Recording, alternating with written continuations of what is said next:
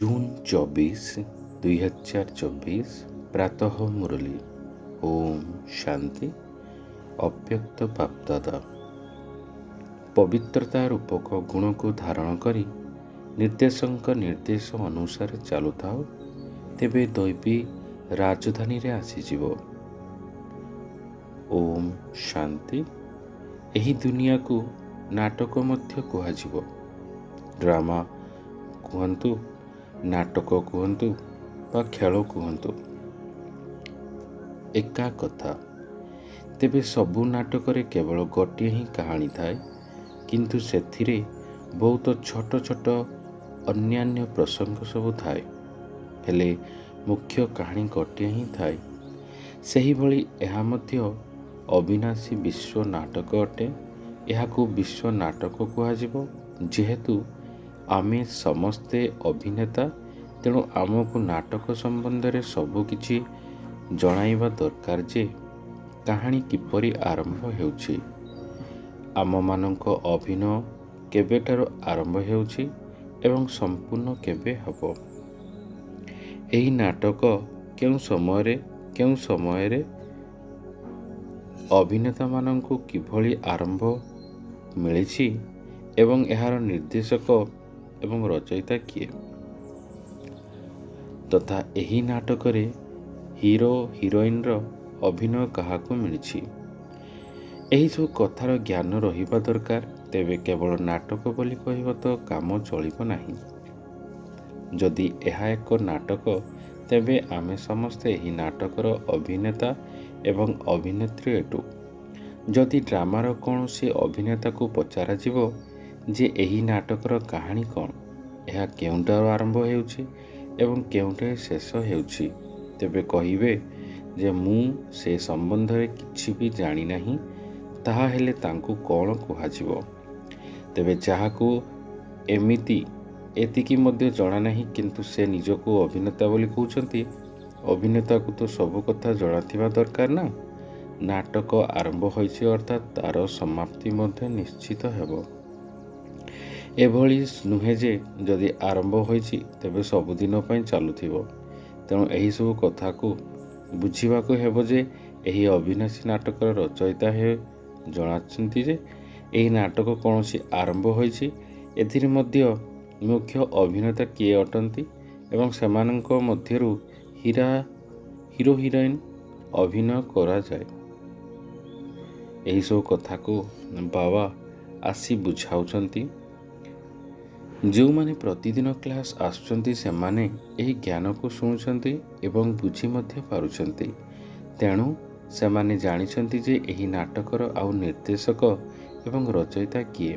ତେବେ ପରମ ପିତା ପରମାତ୍ମା ହିଁ ରଚୟିତା କୁହାଯିବେ ଏବଂ ସିଏ ମୁଖ୍ୟ ଅଭିନେତା ମଧ୍ୟ ଅଟନ୍ତି। ତେବେ ତାଙ୍କର ଅଭିନୟ କ'ଣ? ସେ ନାଟକର ନିର୍ଦ୍ଦେଶକ ଅଟନ୍ତି। ସିଏ କଳ୍ପରେ ଥାଇ ମଧ୍ୟ ଥରେ ମାତ୍ର ଆସି ଅଭିନୟ କରୁଛନ୍ତି ଏବଂ ବର୍ତ୍ତମାନ ଅଭିନୟ ନିର୍ଦ୍ଦେଶକ ରୂପେ ଅଭିନୟ କରୁଛନ୍ତି। ସିଏ କହୁଛନ୍ତି ଏହି ନାଟକର ଆରମ୍ଭ ମୁଁ କରୁଛି, କିନ୍ତୁ କିପରି କରୁଛି? ପବିତ୍ର ସତ୍ୟଯୋଗୀ ଦୁନିଆ, ଯାହା ନୂଆ ଦୁନିଆ କୁହାଯାଉଛି, ସେହି ନୂଆ ଦୁନିଆର ରଚନା ମୁଁ କରୁଛି। ଏବେ ଯେଉଁମାନେ ନିର୍ଦ୍ଦେଶକଙ୍କର ନିର୍ଦ୍ଦେଶ ଅନୁସାରେ ପବିତ୍ରତାକୁ ଧାରଣ କରୁଛନ୍ତି, ସେମାନେ ସମସ୍ତେ ପବିତ୍ର ହୋଇଯାଉଛନ୍ତି, ଯାହାଙ୍କ ଦ୍ୱାରା ଅନେକ ଜନ୍ମର ଚକ୍ର ଚାଲିବ। ବାବା ବୁଝାଉଛନ୍ତି, ଏବେ ଯେଉଁମାନେ ପବିତ୍ର ହେବେ ସେମାନେ ପରବର୍ତ୍ତୀ ଜନ୍ମରେ ଦୈବୀ ରାଜଧାନୀରେ ଆସିବେ। ସେହି ରାଜ୍ୟ ସୂର୍ଯ୍ୟବଂଶୀ ଚନ୍ଦ୍ରବଂଶୀ ଅଭିନେତାମାନଙ୍କ ଦ୍ୱାରା 2 ଯୁଗ ପର୍ଯ୍ୟନ୍ତ ଚାଲିଥାଏ ଏବଂ ସେମାନଙ୍କର ଅଭିନୟ ଶେଷ ହେବା ପରେ ସେମାନେ ଟିକିଏ ତଳକୁ ଖସୁଛନ୍ତି। ବର୍ତ୍ତମାନ ବାମମାର୍ଗକୁ ଯାଉଛନ୍ତି, ଯାହାରେ ପୁଣି ଅନ୍ୟ ଧର୍ମର ସମୟ ଆସୁଛି। ଇବ୍ରାହିମ୍, ବୁଦ୍ଧ ଏବଂ ଖ୍ରୀଷ୍ଟିଆନ ପ୍ରଭୃତି ସବୁ ଧର୍ମ ସ୍ଥାପକମାନେ କ୍ରମାନୁସାରେ ଆସୁଛନ୍ତି ଏବଂ ନିଜ ନିଜର ଧର୍ମ ସ୍ଥାପନ କରୁଛନ୍ତି। ତେବେ ଦେଖ, ନାଟକର କାହାଣୀ କେଉଁଠାରୁ ଆରମ୍ଭ ହୋଇ କେଉଁଠି ଶେଷ ହେଉଛି, କିନ୍ତୁ ମଝିରେ ଅନ୍ୟାନ୍ୟ ପ୍ରସଙ୍ଗଗୁଡ଼ିକ ମଧ୍ୟ କିପରି ଚାଲୁଛି, ଅର୍ଥାତ୍ ଅନ୍ୟ ଧର୍ମ ସ୍ଥାପକମାନେ କିପରି ଆସୁଛନ୍ତି, ଯାହାଙ୍କର ସବୁ ବୃତ୍ତାନ୍ତ ବାବା କହୁଛନ୍ତି, ଏବେ ଏହି ନାଟକ ପୁରା ହେବାକୁ ଯାଉଛି। ଦୁନିଆର ନିବାସୀ ନାଟକ ଗୁଡ଼ିକ ତ 3 ଘଣ୍ଟାରେ ଶେଷ ହେଉଛି, କିନ୍ତୁ ଏହି ନାଟକ ଶେଷ ହେବା ପାଇଁ 5,000 ବର୍ଷ ଲାଗୁଛି। ତେବେ ଏହା ଶେଷ ହେବା ପାଇଁ ଏବେ ଆଉ ଅଳ୍ପ ବର୍ଷ ବାକି ଅଛି, ଯାହାର ପ୍ରସ୍ତୁତି ଚାଲିଛି। ତେବେ ଏହି ନାଟକ ଏବେ ପୁରା ହୋଇ ପୁଣି ପୁନରାବୃତ୍ତି ହେବ। ତେଣୁ ନାଟକର ସବୁ ବୃତ୍ତାନ୍ତ ବୃତ୍ତିରେ ରହିବା ଆବଶ୍ୟକ ଏବଂ ଏହାକୁ ହିଁ ଜ୍ଞାନ କୁହାଯାଉଛି। ଦେଖ, ବାବା ଆସି ନୂଆ ଭାରତ, ନୂଆ ଦୁନିଆ ସ୍ଥାପନ କରୁଛନ୍ତି।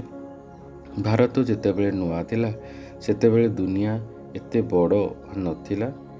ଏବେ ଭାରତ ପୁରା ପୁରୁଣା ହୋଇଯାଇଛି, ତେଣୁ ଦୁନିଆ ମଧ୍ୟ ପୁରୁଣା ହୋଇଯାଇଛି। ଏବେ ବାବା ଆସି ଭାରତ, ଯାହାକି ଅବିନାଶୀ ଭୂଖଣ୍ଡ ଥିଲା, ପ୍ରାଚୀନ ଦେଶ ଥିଲା, ତେବେ ଏହାକୁ ଦେଶ କୁହାଯାଉଛି, କାରଣ ଅନ୍ୟ ଦେଶମାନଙ୍କ ଭଳି ଏହା ମଧ୍ୟ ଏକ ଛୋଟିଆ ସ୍ଥାନ ହୋଇଯାଇଛି। କିନ୍ତୁ ବାସ୍ତବରେ ସାରା ପୃଥିବୀରେ ସେତେବେଳେ କେବଳ ଭାରତ ହିଁ ଥିଲା, ଯାହାକୁ ପ୍ରାଚୀନ ଭାରତ କୁହାଯାଉଥିଲା, ଯାହାର କାୟନ ସୁନାର ଚଢ଼େଇ ରୂପୀ ରହିଛି। ସାରା ପୃଥିବୀରେ କେବଳ ଭାରତ ହିଁ ରାଜ୍ୟ ଥିଲା। ସେତେବେଳେ ଏକ ରାଜ୍ୟ, ଏକ ଧର୍ମ ଥିଲା ଏବଂ ସମ୍ପୂର୍ଣ୍ଣ ସୁଖ ଶାନ୍ତି ଥିଲା, ଯାହାକି ଏବେ ନାହିଁ। ସେଥିପାଇଁ ବାବା କହୁଛନ୍ତି, ଏବେ ଏହାର ବିନାଶ ହେବ ଏବଂ ପୁନରାବୃତ୍ତି, ଏକ ରାଜ୍ୟ, ଏକ ଧର୍ମର ସ୍ଥାପନ ହେବ। ସେହି ପ୍ରାଚୀନ ଏବଂ ନୂତନ ଭାରତ, ନୂଆ ଦୁନିଆ ରଚନା ମୁଁ କରୁଛି। ବୁଝିଲ, ଯେଉଁ ଦୁନିଆରେ କୌଣସି ଦୁଃଖ ରହିବ ନାହିଁ, କୌଣସି ରୋଗ ରହିବ ନାହିଁ ଏବଂ ଅକାଳ ମୃତ୍ୟୁ ମଧ୍ୟ ହେବ ନାହିଁ, ତାହା ଏହିଭଳି ଜୀବନ ପାଇବା ପାଇଁ ହେଲେ ତୁମକୁ ପୁରୁଷାର୍ଥ କରିବାକୁ ପଡ଼ିବ। ବିନା ପରିଶ୍ରମରେ କ'ଣ ମିଳିଯିବ କି? କିଛି ତ ମେହନତ କରିବାକୁ ହେବ ନା। ବୀଜ ବୁଣିଲେ ତ ପାଇବ ନା। ଯଦି କର୍ମର ବୀଜ ବୁଣିବାକୁ ହିଁ ହେବ, ଯେଉଁମାନେ ଯେତିକି ବୀଜ ବୁଣିବେ ସେମାନେ ସେତିକି ପାଇବେ। ତେବେ ବାବା କର୍ମରୁ ବୀଜ ବୁଣିବା ଶିଖାଉଛନ୍ତି, ଯେକୌଣସି ଚାଷ କରିବା ଶିଖାଉଛନ୍ତି ନା। ମଞ୍ଜି କିପରି ବୁଣାଯିବ, କିପରି ତା'ର ଯତ୍ନ ନେବ, ତା'ର ମଧ୍ୟ ଟ୍ରେନିଂ ନିଆଯାଉଛି। ସେହିପରି ବାବା ମଧ୍ୟ ଆମମାନଙ୍କୁ ଏବେ କର୍ମର ଚାଷ କରିବା ପାଇଁ କର୍ମରୂପୀ ବୀଜ କିପରି ବୁଣିବା ତା'ର ଟ୍ରେନିଂ ନେଉଛନ୍ତି। ନିଜର କର୍ମକୁ ବହୁତ ଶ୍ରେଷ୍ଠ କର, ଭଲ ବୀଜ ବୁଣ, ତେବେ ବହୁତ ଭଲ ଫଳ ମିଳିବ। ଯେତେବେଳେ କର୍ମ ଭଲ ହେବ, ତା'ର ଫଳ ମଧ୍ୟ ମିଳିବ। ଯଦି କର୍ମରୂପୀ ବୀଜରେ ଶକ୍ତି ନଥିବ, ଖରାପ କର୍ମ ବୀଜ ବୁଣିଥିବ, ତେବେ ଫଳ କ'ଣ ମିଳିବ? ତେଣୁ ତୁମେମାନେ ନିଜର କର୍ମର ଫଳ ଖାଉଛ ଏବଂ କାନ୍ଦୁଛ, କାରଣ ସେଥିରେ ଦୁଃଖ ଅଶାନ୍ତି ଭରି ରହିଛି। ସର୍ବଦା କିଛି ନା କିଛି ରୋଗ ବ୍ୟାଧି ଲାଗି ରହିଛି। ଏହି ସବୁ କଥାଗୁଡ଼ିକୁ ମନୁଷ୍ୟମାନଙ୍କୁ ଦୁଃଖୀ କରୁଛି। ସେଥିପାଇଁ ବାବା କହୁଛନ୍ତି, ଏବେ ମୁଁ ତୁମମାନଙ୍କର କର୍ମକୁ ଶ୍ରେଷ୍ଠ କରୁଛି। ଯଦି ବୀଜ ଉଚ୍ଚ କୋଟିର ହୋଇଥିବ, ତେବେ ତାଙ୍କୁ ପୋତିଲେ ସେଥିରୁ ଉତ୍ତମ ଫଳ ମିଳିବ। ଯଦି ବୀଜ ହିଁ ଖରାପ ହୋଇଥିବ, ତେବେ ଭଲ ଫଳ ତ ମିଳିପାରିବ ନାହିଁ। ତେଣୁ ଆପଣମାନଙ୍କର କର୍ମର ମାନ ଅତି ଉଚ୍ଚ ହେବା ଦରକାର। ସେଥିପାଇଁ ବାବା ଆମର କର୍ମର ବୀଜକୁ ଉଚ୍ଚ ମାନର କରୁଛନ୍ତି। ଯଦି ବୀଜ ଉଚ୍ଚ ମାନର ହୋଇଥିବ, ତେବେ ତାକୁ ପୋତିଲେ ବହୁତ ଭଲ ଫଳ ମିଳିବ। ତେଣୁ ଆମର କର୍ମ ମଧ୍ୟ ବହୁତ ଭଲ ହେବା ଦରକାର ନା। ତେଣୁ ବାବା ଆମର କର୍ମରୂପୀ ବୀଜକୁ ବହୁତ ଉଚ୍ଚ କୋଟିର କରାଉଛନ୍ତି। ତେବେ ଯଦି ଶ୍ରେଷ୍ଠ ମାନର ବୀଜ ପୋତିବ, ତେବେ ଶ୍ରେଷ୍ଠ ଫଳ ମିଳିବ। ତେଣୁ ନିଜର କର୍ମରୂପୀ ବୀଜକୁ ଶ୍ରେଷ୍ଠ କର ଏବଂ ଭଲ ଭାବରେ ପୋତିବା ଶିଖ। ଏହିସବୁ କଥାକୁ ବୁଝି ପୁରୁଷାର୍ଥ କର।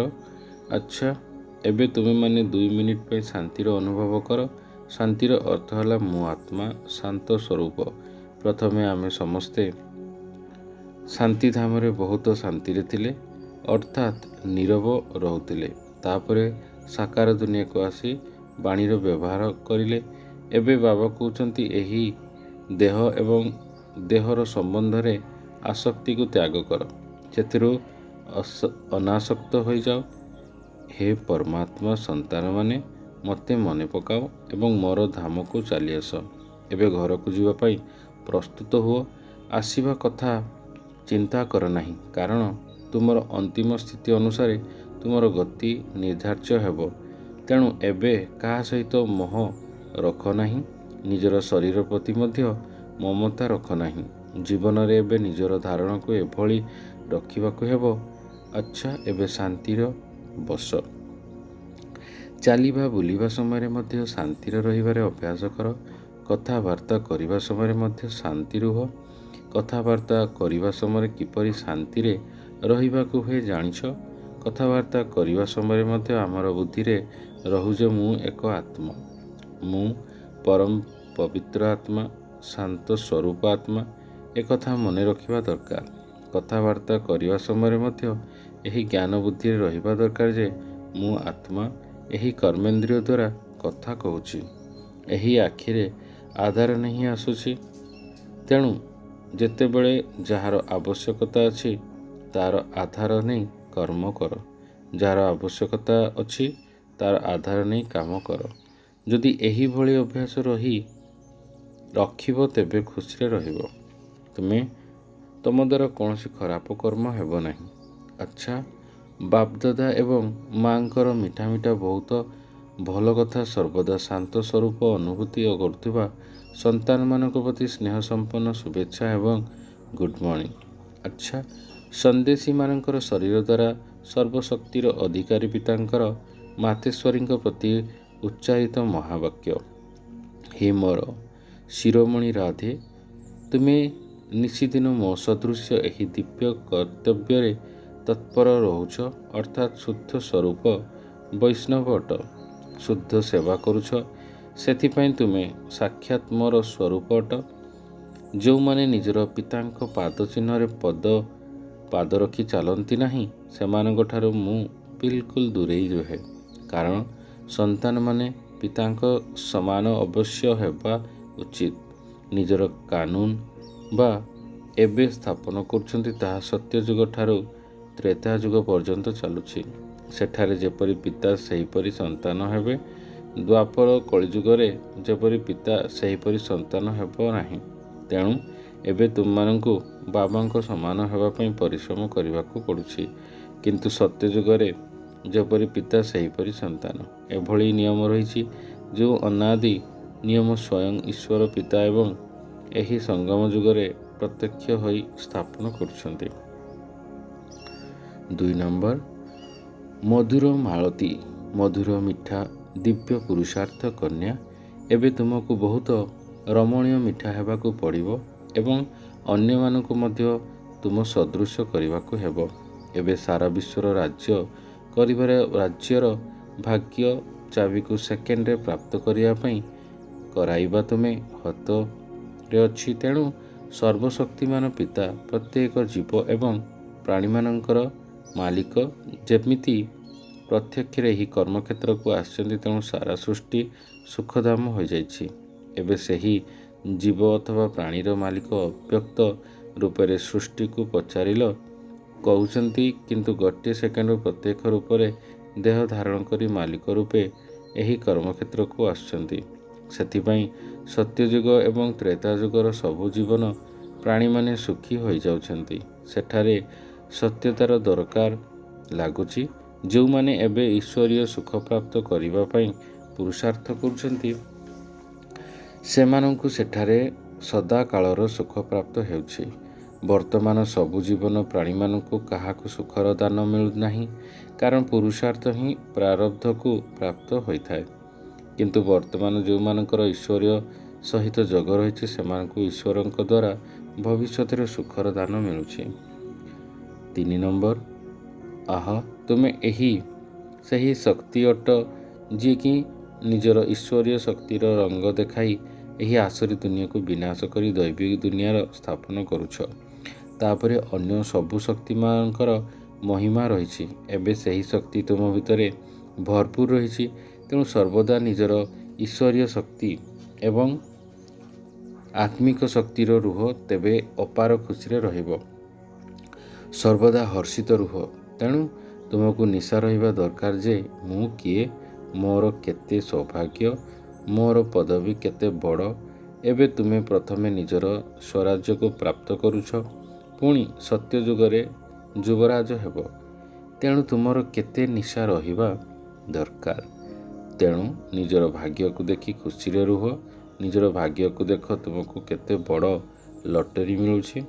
ଆହା, ଲଟେରୀ ମିଳୁ ଯାଉଛି, ବୁଝିଲ। ପରମ ସୌଭାଗ୍ୟଶାଳୀ ଦୈବୀ ଫୁଲ ଦିଅ। 4 ନମ୍ବର, ଏହି କଲ୍ୟାଣକାରୀ ସଙ୍ଗମ ଯୁଗରେ ସ୍ୱୟଂ ନିରାକାର ପରମାତ୍ମା ସାକାର ରୂପରେ ଆସି ଈଶ୍ୱରୀୟ ଫ୍ୟାକ୍ଟ୍ରି ଖୋଲିଛନ୍ତି। ଯେକୌଣସି ମନୁଷ୍ୟ ନିଜର ବିନାଶୀ ମୂଲ୍ୟହୀନ ଜୀବନକୁ ଦେଇ ଅବିନାଶୀ ଜ୍ଞାନରତ୍ନ ନେଇଯାଉଛି। ଏହି ଅବିନାଶୀ ଜ୍ଞାନରତ୍ନର କିଣାବିକା ବହୁତ ସ୍ପଷ୍ଟ, ଯାହାକୁ ବୁଦ୍ଧି ଦ୍ୱାରା କିଣିବାକୁ ହେବ। ଏହା କୌଣସି ସ୍ଥୂଳ ବସ୍ତୁ ନୁହେଁ ଯେ ଏହି ସ୍ଥୂଳ ନେତ୍ରରେ ଦେଖିପାରିବ। ଏହା ହିଁ ଅତି ଗୁହ୍ୟ ବା ଗୁପ୍ତ ହୋଇଥିବା କାରଣରୁ ଏହାକୁ ତୁମମାନଙ୍କର କେହି ବି ଲୁଟି ନେଇ ପାରିବେ ନାହିଁ। ଏହି ସର୍ବୋତ୍ତମ ଜ୍ଞାନ ରୂପକ ସମ୍ପତ୍ତିକୁ ପ୍ରାପ୍ତ କରିବା ଦ୍ୱାରା ବହୁତ ନିଃସଙ୍କଳ୍ପ ଏବଂ ସୁଖଦାୟକ ଅବସ୍ଥା ରହିଥାଏ। ଯେପର୍ଯ୍ୟନ୍ତ କେହି ଏହି ଅବିନାଶୀ ଜ୍ଞାନ ରତ୍ନକୁ କ୍ରୟ କରିନାହାନ୍ତି, ସେ ପର୍ଯ୍ୟନ୍ତ ନିଶ୍ଚିତ ନିଃସଙ୍କଳ୍ପ ରହିପାରିବ ନାହିଁ। ସେଥିପାଇଁ ଏହି ଅବିନାଶୀ ଜ୍ଞାନରତ୍ନର ରୋଜଗାର ଜମା କରି ନିଜର ବୁଦ୍ଧିରୂପୀ ସିନ୍ଧୁକରେ ରଖି ସବୁଦିନ ପାଇଁ ନିଶ୍ଚିନ୍ତ ରୁହ। ବିନାଶୀ ଧନରେ ତ ଦୁଃଖ ସମାହିତ ହୋଇ ରହିଛି, କିନ୍ତୁ ଅବିନାଶୀ ଧନରେ ସୁଖ ସମାହିତ ଅଟେ। ଆଜିର 5 ନମ୍ବର ହେଲା, ଯେପରି ସୂର୍ଯ୍ୟ ସାଗରର ଜଳକୁ ଶୋଷି ନେଉଛି ଏବଂ ଉଚ୍ଚ ଉଚ୍ଚ ପାହାଡ଼ରେ ବର୍ଷା କରୁଛି, ସେହିପରି ଏହା ମଧ୍ୟ ସ୍ୱୟଂ ଈଶ୍ୱରଙ୍କ ଦ୍ୱାରା ବର୍ଷା ବର୍ଷୁଛି। ଶାସ୍ତ୍ରରେ ମଧ୍ୟ ବର୍ଷିତ ଅଛି, ଶିବଙ୍କ ଜଟାରୁ ଗଙ୍ଗା ବାହାରିଛି। ବାସ୍ତବରେ ବର୍ତ୍ତମାନ ବ୍ରହ୍ମାଙ୍କ ମୁଖ ଦ୍ୱାରା ଜ୍ଞାନ ଅମୃତ ଧାର ପ୍ରବାହିତ ହେଉଛି, ଯାହାକୁ ହିଁ ଅବିନାଶୀ ଈଶ୍ୱରଙ୍କର ଧାର କୁହାଯାଉଛି, ଯାହାଦ୍ୱାରା ତୁମେ ଭାଗୀରଥୀ ପୁତ୍ରମାନେ ପବିତ୍ର ହେଉଛ, ଅମର ହୋଇଯାଉଛ। ଏହା ରାଜମୁକୁଟଧାରୀ କରାଇବାର ବିଚିତ୍ର ମଣ୍ଡଳୀ ଅଟେ। ଏହାକୁ ଯେଉଁ ନର ନାରୀମାନେ ଆସିବେ, ସେମାନେ ମୁକୁଟଧାରୀ ହୋଇଯିବେ। ଦୁନିଆକୁ ମଧ୍ୟ ମଣ୍ଡଳୀ କୁହାଯାଏ। ମଣ୍ଡଳ ଅର୍ଥାତ୍ ସ୍ଥାନ। ତେବେ ଏହି ମଣ୍ଡଳୀ ଏବେ କେଉଁଥିରେ ସ୍ଥିର ଅଛି? ଓମ୍ ଆକାରରେ, ଅର୍ଥାତ୍ ନିଜର ସ୍ୱଧର୍ମରେ। କିନ୍ତୁ ସାରା ଦୁନିଆ ନିଜର ସ୍ୱଧର୍ମକୁ ଭୁଲି ପ୍ରକୃତିର ଧର୍ମରେ ଅବ୍ୟକ୍ତ ହୋଇଯାଇଛି। ତୁମେ ଶକ୍ତି ସ୍ୱରୂପ ପ୍ରକୃତିକୁ ଭୁଲି ନିଜର ସ୍ୱଧର୍ମରେ ସ୍ଥିତ ହେଉଛ। 6 ନମ୍ବର, ଏହି ଦୁନିଆରେ ସମସ୍ତ ମନୁଷ୍ୟ ନିରାକାର ଈଶ୍ୱରଙ୍କୁ ମନେ ପକାଉଛନ୍ତି, ଯାହା ଏହି ଆଖି ଦ୍ୱାରା ଦେଖି ମଧ୍ୟ ନାହାନ୍ତି। ତଥାପି ମଧ୍ୟ ତାଙ୍କ ପ୍ରତି କେତେ ସ୍ନେହ ରହୁଛି। ସେଥିପାଇଁ କହୁଛନ୍ତି, ହେ ଈଶ୍ୱର, ମୋତେ ତୁମର ଭିତରେ ଲୀନ କରିଦିଅ। କିନ୍ତୁ ଦେଖ, ଏହା କେତେ ଆଶ୍ଚର୍ଯ୍ୟଜନକ କଥା, ଯାହାକି ବର୍ତ୍ତମାନ ସ୍ୱୟଂ ଈଶ୍ୱରୀୟ ସାକାର ରୂପରେ ପ୍ରତ୍ୟକ୍ଷ ହୋଇଯାଉଛି, କିନ୍ତୁ ତାଙ୍କୁ ଚିହ୍ନି ପାରୁନାହାନ୍ତି। ଯେଉଁମାନେ ଈଶ୍ୱରଙ୍କର ଅତି ପ୍ରିୟ ଭକ୍ତ, ସେମାନେ କହୁଛନ୍ତି, ଯେଉଁଠି ଦେଖୁଛନ୍ତି ସେଇଠି କେବଳ ତୁମେ ହିଁ ତୁମେ। ବାସ୍ତବରେ ସେମାନେ ଦେଖୁଛନ୍ତି ନାହିଁ, କିନ୍ତୁ ବୁଦ୍ଧିରେ ସେହିଭଳି ଅନୁଭବ କରୁଛନ୍ତି ଯେ ଈଶ୍ୱର ସବୁଠାରେ ଅଛନ୍ତି। ତୁମେମାନେ ଅନୁଭବ ଆଧାରରେ କହୁଛ ଯେ ସ୍ୱୟଂ ନିରାକାର ଈଶ୍ୱର ପ୍ରତ୍ୟକ୍ଷ ସାକାର ରୂପୀ ହୋଇ ଏହି ଧାରାପୃଷ୍ଠରେ ଅବତରଣ କରୁଛନ୍ତି ଏବଂ କହୁଛନ୍ତି, ତୁମେମାନେ ସହଜରେ ଆସି ମୋ ସହିତ ମିଶିଯାଇଛ। କିନ୍ତୁ କେହି ମୋର ସନ୍ତାନମାନେ ମଧ୍ୟ ପ୍ରଭୁ ପିତାଙ୍କର ସାକାର ରୂପକୁ ଜାଣିପାରୁନାହାନ୍ତି। ସେମାନଙ୍କୁ ନିରାକାର ରୂପ ବହୁତ ମିଠା ଲାଗୁଛି, କିନ୍ତୁ ସେହି ନିରାକାର ଯିଏକି ବର୍ତ୍ତମାନ ସାକାର ରୂପରେ ପ୍ରତ୍ୟକ୍ଷ ଅଟନ୍ତି। ଯଦି ତାଙ୍କୁ ଏବେ ଜାଣିଯିବେ ଯେ କେତେ ପ୍ରାପ୍ତି ନ କରିପାରିବେ, କାରଣ ପ୍ରାପ୍ତି କେବଳ ସାକାର ରୂପରେ ଦ୍ୱାରା ହିଁ ହୋଇଥାଏ। ବାକି ଯେଉଁମାନେ ଈଶ୍ୱରଙ୍କୁ ନିରାକାର ବୋଲି କହୁଛନ୍ତି ଏବଂ ସେହି ଦୃଷ୍ଟିରେ ଦେଖୁଛନ୍ତି, ସେମାନଙ୍କୁ କିଛି ପ୍ରାପ୍ତ ହେଉନାହିଁ। ସେମାନେ ହେଲେ ଭକ୍ତ, ସେମାନଙ୍କର କୌଣସି ଜ୍ଞାନ ନାହିଁ। ଏବେ ଯେଉଁମାନେ ପ୍ରଭୁ ପିତାଙ୍କୁ ସାକାର ରୂପରେ ଜାଣୁଛନ୍ତି, ସେମାନେ ହେଲେ ଜ୍ଞାନୀ। ତେବେ ଯେଉଁମାନେ ସର୍ବ ଦୈବୀଗୁଣର ସମ୍ବନ୍ଧରେ ଭରପୁର ସୁନ୍ଦର ଫୁଲ ହୋଇ ନିଜର ପିତାଙ୍କ ରୂପରେ ନିଜର ଜୀବନକୁ ବଳି ଚଢ଼ାଇ ଦେଉଛନ୍ତି, ସେମାନଙ୍କୁ ଜନ୍ମ ଜନ୍ମାନ୍ତର ପାଇଁ ସମ୍ପୂର୍ଣ୍ଣ ଦୈବୀ ତଥା ଦୈବୀ ସୁନ୍ଦର ଶରୀର ପ୍ରାପ୍ତ ହୋଇଯାଉଛି। 7 ନମ୍ବର, ନିଜକୁ ଜାଣୁଛ ଯେ ତମେ ଠିକ୍ ଭୁଲ ଏବଂ ସତ୍ୟ ଅସତ୍ୟର ଅନ୍ତରକୁ ଜାଣିପାରୁଛ। ଏହି ଈଶ୍ୱରୀୟ ଜ୍ଞାନ ଦ୍ୱାରା ବାଣୀରେ ସତ୍ୟତା ଆସିଯାଏ, ଯାହାଦ୍ୱାରା କୌଣସି ସଙ୍ଗ ଦୋଷ ଲାଗିପାରିବ ନାହିଁ। ସଙ୍ଗଦୋଷର ଛାଇ ସେମାନଙ୍କ ଭିତରେ ପଡ଼ୁଛି, ଯେଉଁମାନେ ଅଜ୍ଞାନତାର ବଶବର୍ତ୍ତୀ ଅଟନ୍ତି। ବର୍ତ୍ତମାନ ଦୁନିଆ ହିଁ ଅସତ୍ୟ ଅଟେ, ତେଣୁ କାହା କଥା ଉପରେ ଭରସା ନାହିଁ। ସେଥିପାଇଁ ଲେଖେଇ ରଖୁଛନ୍ତି, କାରଣ ମନୁଷ୍ୟମାନଙ୍କର ବଚନ ଅସତ୍ୟତା ହୋଇଯାଇଛି। ଯଦି ସତ୍ୟତା ଥାନ୍ତା ତେବେ ତାହା ମହାବାକ୍ୟ ରୂପରେ ପୂଜନୀୟ ହୋଇଥାନ୍ତା। ଯେପରି ବାବାଙ୍କର ସତ୍ୟ ମହାବାକ୍ୟର ଶାସ୍ତ୍ର ରଚନା ହେଉଛି, ଯାହାର ଗାୟନ ଏବଂ ପୂଜନ ହେଉଛି ତାଙ୍କର ସତ୍ୟ ମହାବାକ୍ୟକୁ ଧାରଣ କରିବା ଦ୍ୱାରା ଈଶ୍ୱରୀୟ ଗୁଣ ଆସିଯାଉଛି। କେବଳ ଏତିକି ନୁହେଁ, ବରଂ କେହି ତ ପଢ଼ୁ ପଢ଼ୁ ଶ୍ରୀକୃଷ୍ଣଙ୍କର ବ୍ରହ୍ମାଙ୍କର ସାକ୍ଷାତକାର ମଧ୍ୟ ହୋଇଯାଉଛି। ଓହୋ, ପବିତ୍ର ହୃଦୟ କମଳ, ପବିତ୍ର ବସ୍ତ୍ର କମଳ, ପବିତ୍ର ନୟନ କମଳଧାରୀ ଝିଅ ରାଧେ, ତୁମର ସାରା କାୟ ପରିବର୍ତ୍ତନ ହୋଇ କମଳ ପୁଷ୍ପ ସମାନ କମଳ କଞ୍ଚନ ହୋଇଯାଇଛ।